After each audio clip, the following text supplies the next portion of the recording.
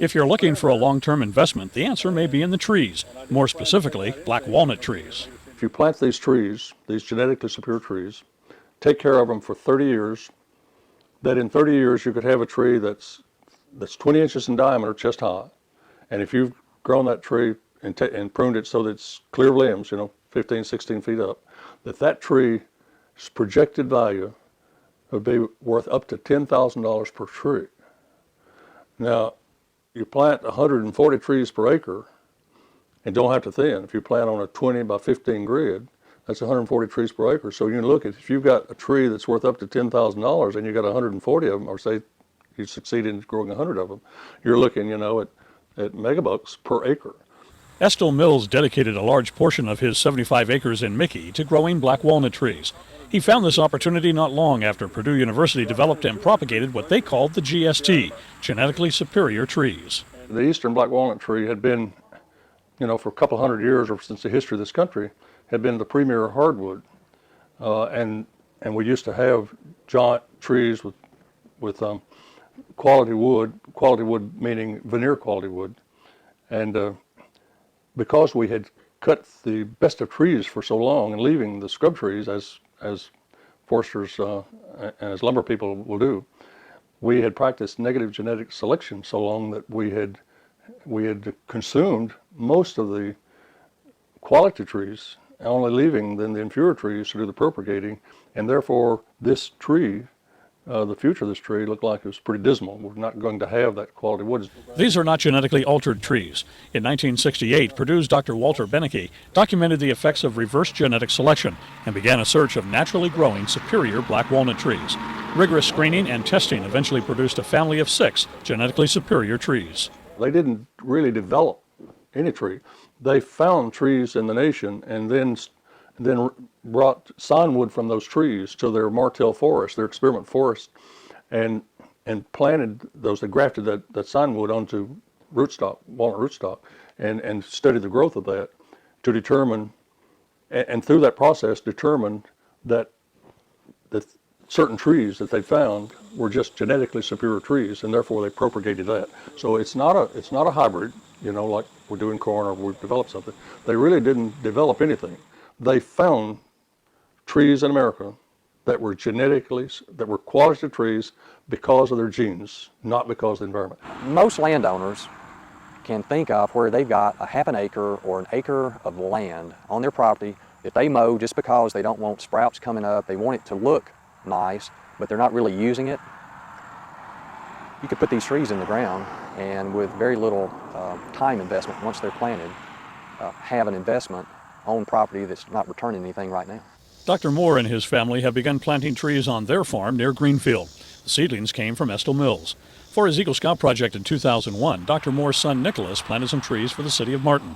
The trees are planted in a strip of land along Highway 43 near the city's landfill. Road construction, debris, and erosion made the site less desirable, but with care and attention, the city could eventually harvest a gift of several $100,000.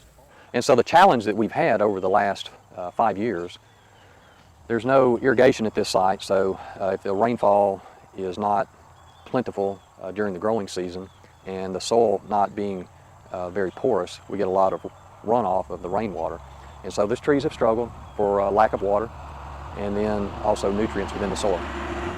But they have taken hold, and we are seeing growth among the trees. So I think eventually, although the growth will not be as rapid as we would have hoped for in fertile soil with adequate rainfall, they'll make a decent log here. These trees are not like pine trees where you can go out and plant hundreds of acres and just let them grow. They're going to need, the walnut tree has to be cared for in that it cannot compete with the weeds or small growth, or other sprouts. And it needs nutrition. And if you're going to grow veneer logs, it'll need some training, some pruning along the way. Rather than just to let a tree grow and put branches on all the way down, close to the ground. But so the objective is grow a veneer log that's, 15, 16 feet without limbs on it. Mr. Mills, his son Kevin, and Dr. Moore emphasized that caring for the trees is not labor-intensive. Several acres of walnut trees can be pruned, fed, and weeded over just a few Saturday mornings each year. if a person said, okay, I want to buy 4 or 5 of these trees and put them in my yard, you know, if that's $10,000 in 30 years, I think you're going to regret that in your yard, just because it can be a trashy tree as far as the nut drop and the leaf. But if you've got a site that is kind of out of the way and you're not concerned so much about the aesthetic beauty of the tree and the foliage and all of that, you could put walnut trees over there and they'd be making you or your family money down the road. Okay, you have a likely spot and the time. The question now is, what's the investment? Now we have the gene pool, and we're planting our own seeds from our grafted trees and selling seedlings for $2.50. So getting to your question now you can plant, you know, an acre of trees, 140 trees per acre at $2.50 per tree. Now there's a little bit of cost of planting and fertilizer, but you know, you're looking at $300 or $400 per acre now versus $1,000 a few years ago, or $3,000 if you planted grafted trees. After about 4 years of growth and a little more work, the trees may pay for their own room and board. Black walnuts are considered an exotic food, and the hard shells are used for sandblasting. Tons of black walnut shells were used to clean the Statue of Liberty. The nuts sell for around 15 cents per pound. What we tell people is that you can offset the costs of your plantation over the period of years by the nuts that are produced. You can sell enough nuts, you know, in the 30-year span you're going to have that tree, you can sell enough nuts to more than pay for the cost of growing the tree. From the beginning, the idea was to have large numbers of small acreage stands. Communities with many growers will develop a better market presence, which in turn reduces the cost of harvesting and transportation. And so there you have it, a unique long-term investment and land use idea. We know that there's a value for hardwoods like the black walnut, the cherry, the oak, either in flooring or furniture. And you can look within some of the flooring products that we get now. The boards are shorter, there are more flaws in the boards. There's a demand that is there for the quality wood. And if it's been cut out of the native forest, I think the way that we're going to bring it back is within these purposeful plantings of those native hardwoods and managing them for quality wood. But you got a young couple like that in their 30s, and they worry about not being able to save. They just can't seem to find enough money to have a savings plan, and everybody needs a savings plan. So, you know, I tell them, well, don't worry about Social Security. You don't have to have that in the future if you plant some walnut trees. And if you're looking at a savings plan, this is something they can do. They can find just a few $100s, you know, $300 or $400 to plant an acre of walnuts, and next year maybe plant another acre until they've got 2 or 3 acres of walnuts on some good soil.